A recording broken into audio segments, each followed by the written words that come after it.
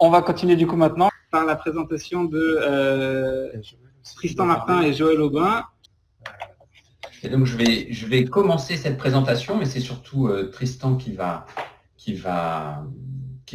avancer et vous présenter tous les travaux qui ont été faits dans le cadre d'Ocapi. Donc là, l'idée, c'était de dresser un bilan environnemental des filières, notamment en utilisant la méthode analyse du cycle de vie. Donc ça a rassemblé tout le corps groupe d'Ocapi, plus au niveau de l'UMRSAS, Julie Auberger, Enola Gilles qui était en stage avec nous et moi-même. Donc du coup, ce qui a été pris en compte, c'est notamment différents produits dont les caractéristiques physico-chimiques étaient variées, vous verrez, liquide ou solide. On a pris en compte l'impact du traitement, des niveaux de volatilisation variés et de devenir du coup des éléments, notamment l'azote et le phosphore, au niveau des parcelles agricoles. Donc la question, c'est quels impacts pour les filières de valorisation des urinofertilisants en comparaison des pratiques actuelles. Voilà, merci Joël pour l'introduction. Donc je vais prendre la suite de la présentation. Donc tout d'abord, pour réaliser ce bilan environnemental des filières de valorisation, on a utilisé une méthodologie qui est l'analyse du cycle de vie. Donc une analyse du cycle de vie, ça permet de lister et d'évaluer les conséquences environnementales de différentes options qui remplissent une fonction. Donc nous, la fonction qu'on a choisi d'étudier, c'est la production de blé, soit avec des urinofertilisants, ou soit avec des engrais minéraux. Et donc l'ACV, elle permet de quantifier les impacts environnementaux tout au long du cycle de vie. Donc nous, ça nous a permis de prendre en compte les impacts de la collecte par la toilette à séparation à la production du blé. On a une démarche d'intégration de connaissances afin d'aider à prendre des décisions, à potentiellement comparer des filières entre elles. Et donc c'est une méthodologie aussi qui est aujourd'hui assez bien normée par des normes ISO, et donc il y a tout un cadre à respecter. Donc au niveau méthode, donc l'analyse du cycle de vie, de production du blé. En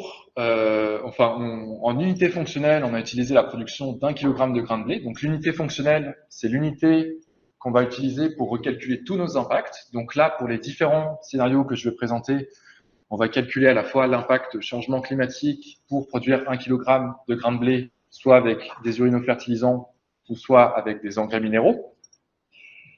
Donc, dans l'ACV, on a une première étape de définition des objectifs et du champ de l'étude. Ensuite, on va réaliser sur toutes les étapes de la filière un inventaire. On va venir collecter des données qui vont nous permettre de calculer des impacts. Et donc ensuite, on va interpréter ces impacts en relation avec les trois étapes précédentes. Donc pour nous, au niveau du champ de l'étude, donc on est vraiment parti de la collecte par toilette à séparation de l'urine. On a ensuite pris en compte les impacts du traitement. Donc ça peut être un simple stockage ou de la nitrification, comme on en a parlé un petit peu ce matin. Le transport entre l'endroit où l'urine est récupérée et un stockage au niveau de la ferme et la production de blé. Donc ce qu'il y a dans la production du blé, c'est à la fois tout ce qui est aspect fertilisant, mais c'est aussi tout ce qui est travail du sol, etc. Donc tout ça pour produire 1 kg de blé. On l'a comparé à l'utilisation d'engrais minéraux, donc leur production, leur transport jusqu'à la ferme, leur épandage.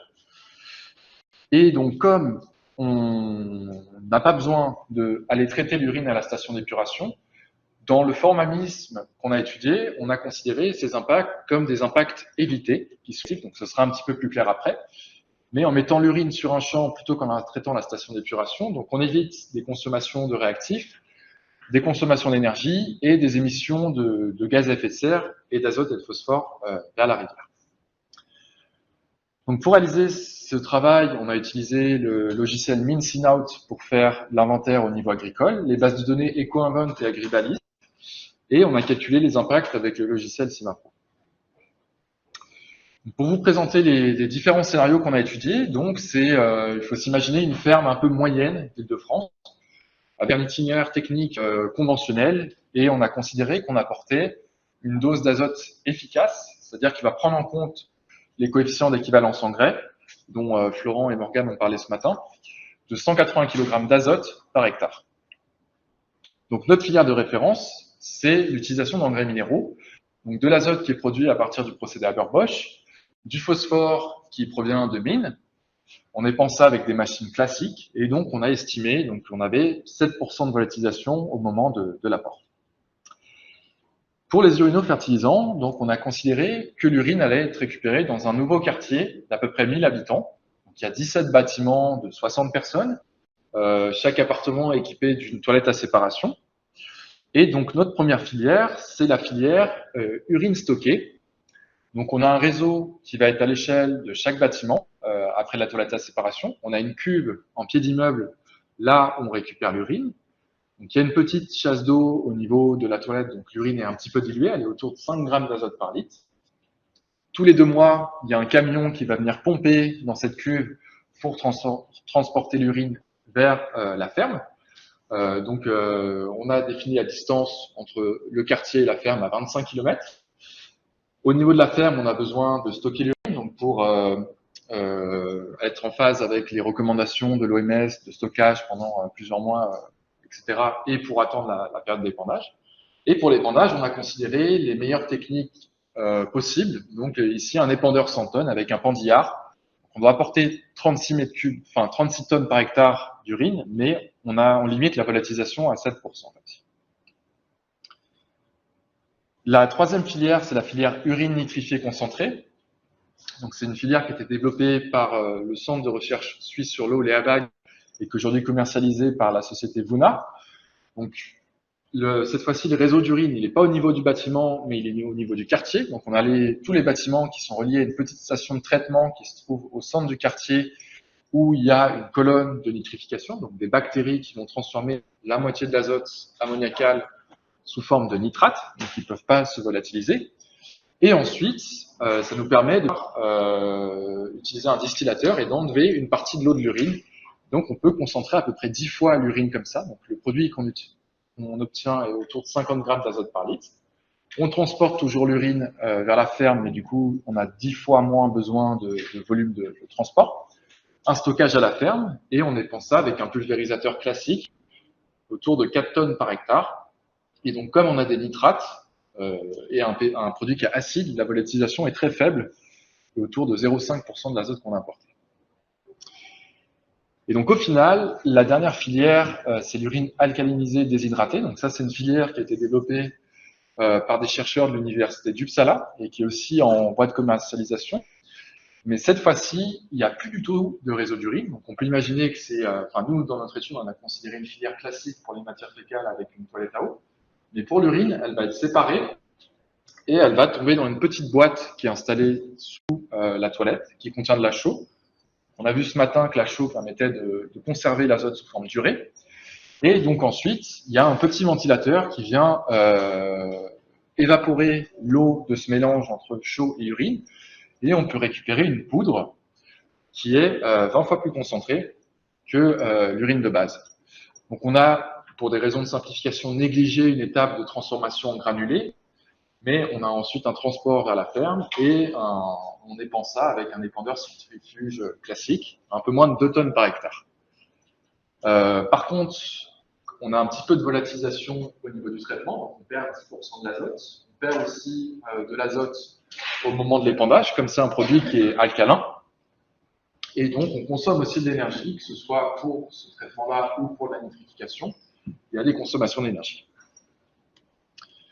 Donc, au total, on a calculé 7 impacts différents, mais je vous en présentais que 4 aujourd'hui, que sont l'utilisation d'énergie, l'impact changement climatique, l'impact particules fines, donc à la fois un impact sur l'environnement et sur la santé, et l'impact eutrophisation, donc un déséquilibre des milieux par excès de nutriments. Donc voilà ce que ça donne pour l'utilisation d'énergie. Donc on retrouve l'unité fonctionnelle, l'impact exprimé en mégajoules par kilogramme de grains de blé produit. On va retrouver nos 4 filières, donc nos 4 scénarios, engrais minéral, urine stockée, urine nitrifiée, urine alcalinisée. Et ensuite, on a essayé de décomposer les principaux contributeurs aux impacts en différentes catégories. Donc, tout ce que vous avez en violet sont les impacts qui sont liés à la production des engrais minéraux. Tout ce qui est en orange, c'est les impacts liés à la production des urinofertilisants. Donc en vert, il n'y en a pas sur l'utilisation d'énergie, mais c'est toutes les émissions qui se passent au niveau du champ. Donc, ça peut être de la volatilisation, de la lixiviation vers les nappes phréatiques. Et en bleu, donc, on a toutes les autres opérations, donc traitement phytosanitaire, travail du sol. Et finalement, en gris, donc qui est en négatif dans le formalisme de notre étude, c'est là, ici, l'énergie qu'on a évité de consommer, comme on n'a pas eu besoin de traiter l'urine là-bas. Et donc, ce qu'il faut comparer, c'est le point rouge, qui est le bilan entre les impacts positifs et les impacts négatifs. Et donc, ce qu'on peut voir ici, c'est par exemple que la filière urine stockée a un impact qui est inférieur à 0, c'est-à-dire qu'on a économisé plus d'énergie à la station d'épuration que ce qui est consommé pour apporter l'urine au champ. Et donc, le bilan va être meilleur que ce qu'on fait aujourd'hui pour l'utilisation des engrais minéraux. Par contre, ce qui ressort, c'est que pour l'urine nitrifiée et l'urine alcalinisée, donc on a des grosses barres jaunes, et donc là on voit un fort impact de la consommation d'énergie des traitements, qui fait qu'aujourd'hui, ces traitements en leur état actuel va consommer plus d'énergie que ce qu'on fait aujourd'hui. Et donc l'objectif de notre étude, c'est pas de prendre les chiffres mot pour mot, mais parce que c'est des procédés qui sont encore très jeunes, il y a assez peu de données et ils peuvent être fortement optimisés. Mais pour nous, ça met en évidence certaines tendances, et en particulier des points de vigilance à surveiller.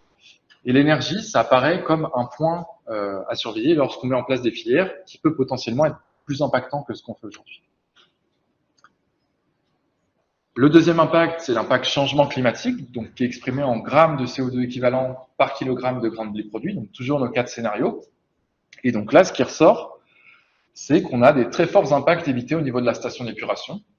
En fait, quand on va traiter l'azote au niveau de la station d'épuration, il va y avoir un petit pourcentage d'azote qui va être réémis vers l'atmosphère sous forme de protoxyde d'azote, de N2O, dont on a discuté un petit peu ce matin. Et en fait, l'impact gaz à effet de serre de cette partie est assez gros, et ça permet totalement de compenser les émissions positives. Donc on a un bilan qui est inférieur à 0 pour nos 3 filières urinofertilisants, et beaucoup plus faible que les pratiques actuelles. Donc sur le critère changement climatique, là on y gagne beaucoup. Après, donc le modèle de station d'épuration qu'on a utilisé, c'est basé sur celui d'HR, mais qui est assez émissif. C'est de la dénitrification sur biofiltre qui est plus émissif que d'autres traitements de l'azote. Mais même là, par exemple, pour la filière urine stockée, si on considérait que les impacts évités au niveau de la station d'épuration étaient beaucoup plus faibles, on serait quand même déjà en dessous de ce qu'on fait aujourd'hui. Et par contre, comme on est dans un scénario francilien, avec le mix énergétique français, on voit un petit peu, mais pas beaucoup, l'impact de la consommation d'énergie sur le changement climatique. Par contre, les résultats, ils seraient tout autres si on prenait un mix énergétique qui est beaucoup plus basé sur le charbon. Là, on verrait les mêmes grosses barres jaunes que sur le graphique précédent. Le troisième impact, c'est l'impact particules fines, donc en milligrammes de particules de 2,5 microns par kilogramme de grains de blé produit. Donc la formation de ces particules fines, elle est notamment en raison de la volatilisation ammoniacale qui vient se recombiner avec d'autres composés en arrivant vers la ville. Et c'est un des principaux contributeurs. Donc on voit qu'on a une volatilisation qui était modérée pour l'engrais minéral, l'urine stockée, qui est très très faible pour l'urine nitrifiée, et qui est un petit peu plus forte pour l'urine alcalinisée. Et l'urine alcalinisée, il y avait aussi des pertes au niveau du traitement. Et donc, quand on fait la somme des deux, là, on a un impact qui est plus important que les pratiques actuelles. Et donc là aussi, on a vu que la volatilisation, ça pouvait être géré par la méthode d'apport, mais le message, c'est de là aussi dire que c'est un point de vigilance à surveiller quand on met en place ces filières. Et finalement, le dernier impact, donc, c'est l'impact eutrophisation. Donc, on a utilisé un indicateur qui est en grammes de phosphate par kilogramme de grain, mais ça prend à la fois en compte les effets de l'azote et du phosphore. Et là, ce qui ressort aussi, c'est qu'on a des forts impacts évités au niveau de la station d'épuration. Donc, le rendement de la station d'épuration, il est autour de 70% pour l'azote, donc il y en a quand même 30% qui part dans la rivière. 80% pour le phosphore, donc il y en a quand même 20% qui part vers la rivière. Et en mettant l'urine sur un champ plutôt qu'à la station d'épuration, donc on compense fortement les impacts positifs qui ont lieu ici. Donc ce qui va être en vert, ça va être surtout la lixiviation et un petit peu la volatilisation qu'on voit pour pour l'urine alcalinisée, qui vient se redéposer un petit peu plus loin et faire de l'eutrophisation. Voilà. Donc assez rapidement, on a essayé de faire varier quelques paramètres dans cette étude, en particulier le transport, qui ressortait souvent comme un impact qui était un paramètre qui était limitant. Mais ce qu'on a observé, c'est qu'au final, l'effet du transport, il est assez faible. Donc pour l'urine nitrifiée et l'urine déshydratée, là, il est très très faible, c'est seulement quelques pourcents. Même en transportant l'urine sur 100 km, ça n'a pas d'impact qui est quantifiable. Et pour l'urine stockée, en fait, le transport aussi n'est pas super important. Il faut vraiment commencer à transporter l'urine sur des distances de plus de 100 km pour avoir des impacts qui sont significatifs. Donc par exemple, en transportant l'urine sur 100 km, on fait 1,5 sur l'utilisation d'énergie. Mais c'est pas le paramètre qui est le plus impactant. On a aussi essayé de faire varier d'autres paramètres. Donc là, par exemple, c'est pour le traitement urine alcalinisée déshydratée. Donc le procédé, il consomme beaucoup d'énergie, mais dans sa forme actuelle, potentiellement, il pourrait déjà traiter l'urine de 4 toilettes. Donc, on peut imaginer que dans un nouveau quartier, on construise des appartements de manière à ce que les 4 toilettes soient pas trop loin et soient tous connectés à la même unité. Et donc, en faisant ça, on optimise par 4 pas mal d'impacts et donc on peut réduire les impacts globaux comme ça. Et donc, je vais passer très rapidement là-dessus, mais on a fait aussi des scénarios sur du maïs et là, je vous ai présenté des scénarios en agriculture conventionnelle, mais on a aussi fait des scénarios en agriculture biologique. On n'a pas vu énormément de différence par rapport à nos scénarios sur le blé conventionnel. Juste, je peux mentionner quelques limites de la CV pour quantifier les impacts positifs de l'agriculture biologique. C'est pas facile de prendre en compte, par exemple, la biodiversité, des impacts, des paramètres comme ça, avec la méthode de la CV. Mais globalement, la hiérarchie était à peu près la même. Donc, en synthèse, on a des bénéfices environnementaux, donc en particulier sur le changement climatique, l'eutrophisation, et là aussi sur l'épuisement des ressources en eau, qui est un indicateur qui nous donne la consommation d'eau potable, qui est, les scénarios urinofertilisants sont mieux, en particulier en raison des impacts évités au niveau de la station d'épuration. Par contre, on a 2 points de vigilance qui ressortent, que sont l'utilisation d'énergie et la volatilisation ammoniacale, donc qui va à la fois jouer sur la formation de particules fines et aussi sur l'acidification de l'environnement. Et une des limites de l'approche ACV, c'est que on prend surtout en compte des critères techniques, mais ce dont Florent vient de parler juste avant, il y a tout un tas de contraintes socio-techniques, organisationnelles à prendre en compte. Et là, par exemple, sur le papier, la filière urine stockée peut sembler la plus vertueuse au niveau environnemental.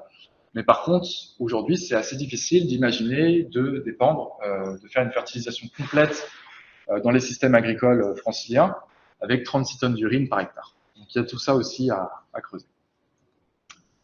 Voilà, je vous remercie pour votre attention.